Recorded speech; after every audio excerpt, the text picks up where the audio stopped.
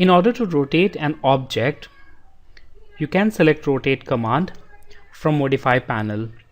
So here we have this rotate command on modify panel of home tab. Select rotate. Now select the object which you want to rotate.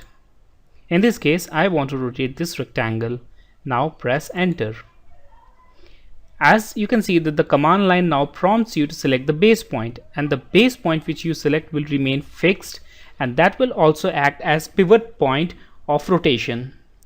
So now let's select this corner point, this lower left point of this rectangle as the base point, and as soon as you select that point, you will see that your rectangle starts to rotate along with your cursor, keeping that base point at its constant position. Now you can specify rotation angle using command line, or you can click anywhere on the screen to rotate it dynamically. So I will enter rotation angle from command line. Let's enter 30 and press enter. So here we have this rectangle rotated at an angle of 30 degree. In order to make a rotation along with a copy of this rectangle, you can select rotate, go to this rectangle, press enter, specify base point, and now from this command line click on copy. This will ensure that the original rectangle will be retained and the copy of that rectangle will be created at the angle which we provide right now. So let's enter an angle of 120 degree in this case and press enter. So here we have these two rectangles, and this rectangle is at 120 degrees. Now in this case, we don't know the angle for this line. We have made this randomly. In order to rotate it at a particular known angle, you can select reference. So let's see how we can access reference from rotation. Select rotate, select this object and press enter. Now click on the base point. Again, in this case, this lower left point will be the base point. And now from command line select reference. Now you need to specify the reference line of our object. So here I'll click at this point as the origin and the destination. Now AutoCAD cursor will follow your line or the object. All you need to do now is enter the destination angle or the final angle. So let's enter 60 and press enter. So whatever the angle of your original line was, it's now changed to an inclined line of angle 60 degree, and in both the cases, in this case and in this case, the angle will be measured from positive direction of x-axis and in a anti-clockwise sense.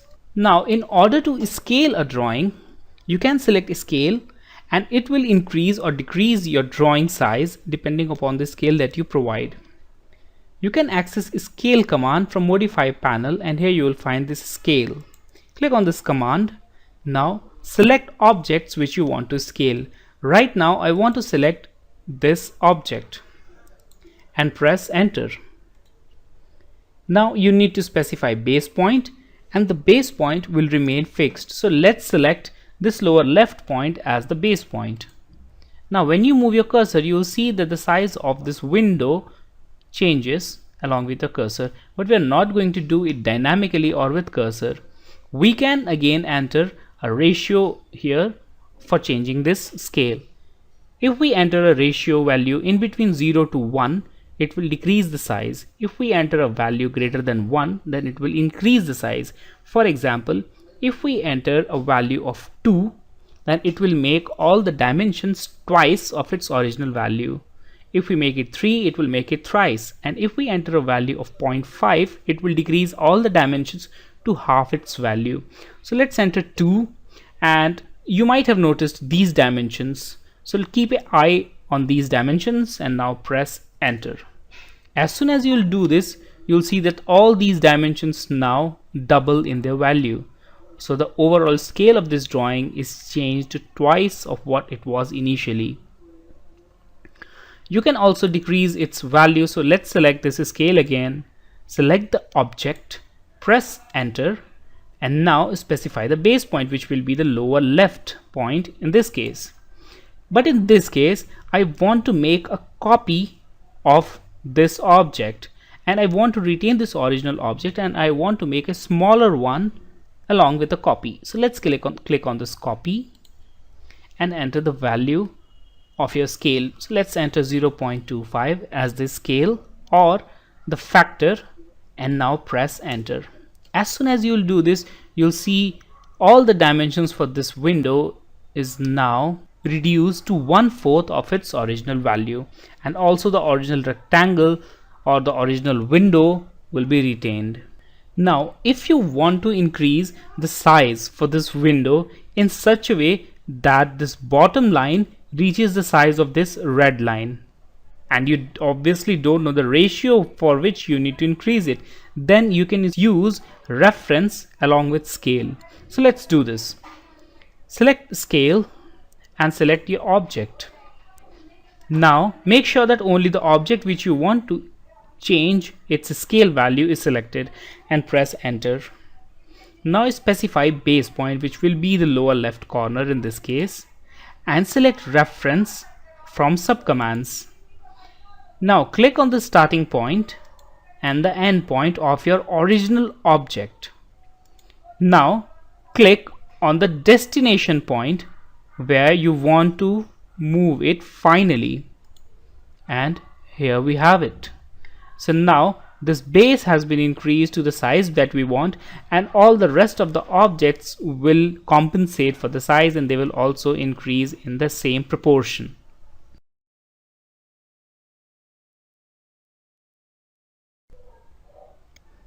With an offset command, you can create a replica of original drawing object at a certain distance from it, keeping the geometrical consistency. Now in order to understand it, let's select this offset command from modify panel. So here we have this offset tool. Now look at this command line which prompts you to specify distance of offset. So let's select 2 as the distance of offset and press enter. Now select the object which you want to offset, which is in this case this rectangle. So when I click on this rectangle, you'll see that it will create another rectangle either inside or outside this original rectangle. And if I click outside, then the rectangle will be created outside, and if I click inside, it will be created inside. So let's click inside. Now in order to exit this command, press enter again. If you want to use offset command, again select it. Now in this case I'll enter another distance of 10 units and press enter. Now let's click on this arc and click inside. Now I'll click again and click inside, and you can clearly see that this maintains the geometrical consistency and thereby decreasing the radius of arc with each offset. You can also make a dynamic offset with this offset command. So select offset, and instead of entering any distance, select through from this subcommand option. Now click on this line or any other object from this geometry, and now you'll see that the offset follows your cursor, and here we have an offset which is completely parallel to the original line, and when you click here, a new offset will be created. Similarly, you can create an offset for this rectangle as well. When you click on this rectangle and move outside, a new offset will be created outside, and when you click inside, a new offset will obviously be created inside.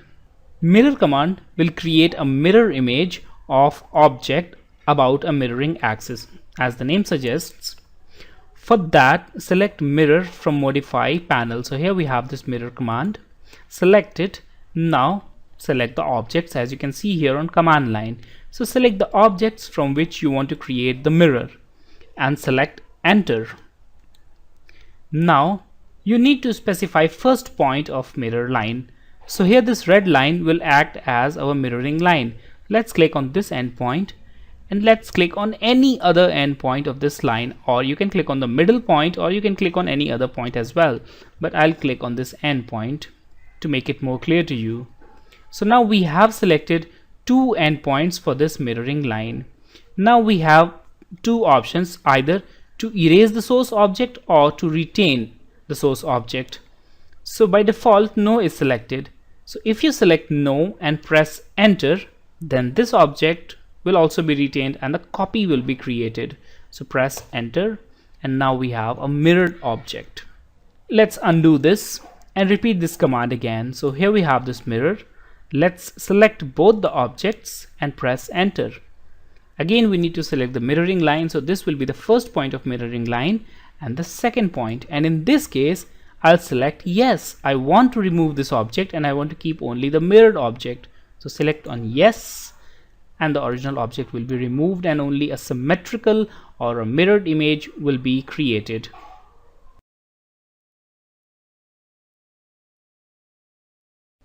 You can use trim command to remove extra edges which are not required in a drawing. To start trim command, type TR on command line, which is its shortcut, and press enter. Alternatively, you can also select trim command from modify panel and home tab, and here you'll find this trim command. Now once you've selected trim command, your command line will prompt you to select objects which will make the line or the boundary for trimming. So let's select the boundary for trimming. In this case, we have multiple concentric circles and an array of lines. So let's select this middle circle as the boundary. Now we have selected the boundary, press enter. Now whatever object you select for trimming will be trimmed up to the boundary which we have selected. So let's go and click on any of these lines. When you move your cursor to the line, you'll see that its transparency or its darkness fades away, and also a cross symbol appears at the tooltip of the pick box. That indicates that this line will be trimmed off, and you can see the preview up to the point from which it will be trimmed. So when you click, the line will be trimmed up to the boundary which we have selected. So if we click inside, it will again be trimmed but up to the same boundary. Now you can repeat this process with any of these lines, and no matter where you click, it will be trimmed up to that object which we have selected. Now let's press enter to get rid of this trim command. Let's select trim again and press enter. This time, instead of selecting a boundary, we select all of the objects as boundary. To select all of the objects, press enter again. And now if you click on any object, it will be trimmed up to the next boundary. So now if I click on this line, it will be trimmed off, or it will be chipped off up to this next crossing line. So let's click here, and you can see that it has been trimmed up to the next line. This applies for this circle as well. So if I click at this portion of this circle, it will be chipped off up to the next crossing points.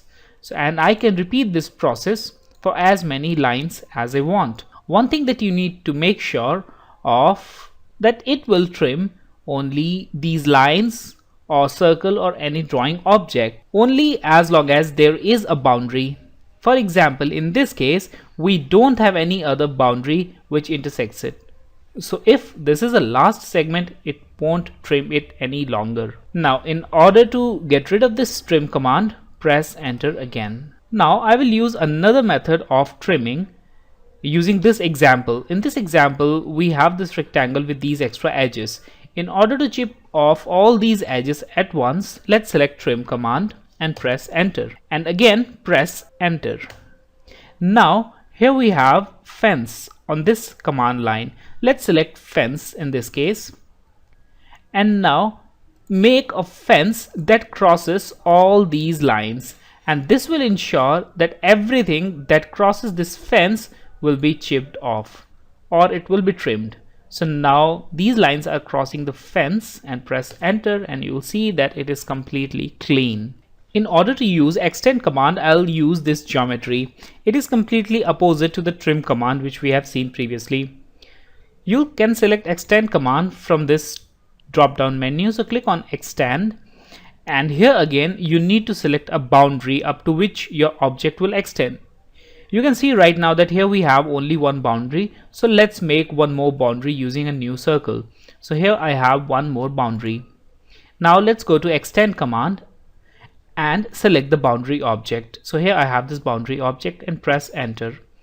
Now after pressing enter, if you click on any line or any object, it will extend it up to the boundary which we have selected. In this case, it is the outer circle which we have selected. So when you click on this line segment, it will extend it up to that line or circle. Now since this line segment is extending towards left and towards right as well, so if you click it close to the right side of this line, it will extend it towards that side.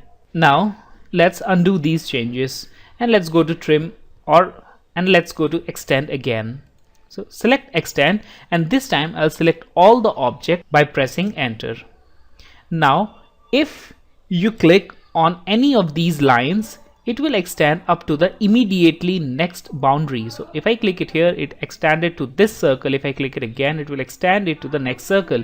In this case also, now if I click it close to this circle or to this point, it will extend it here, and if I close to this end point of this line, it will extend to this side.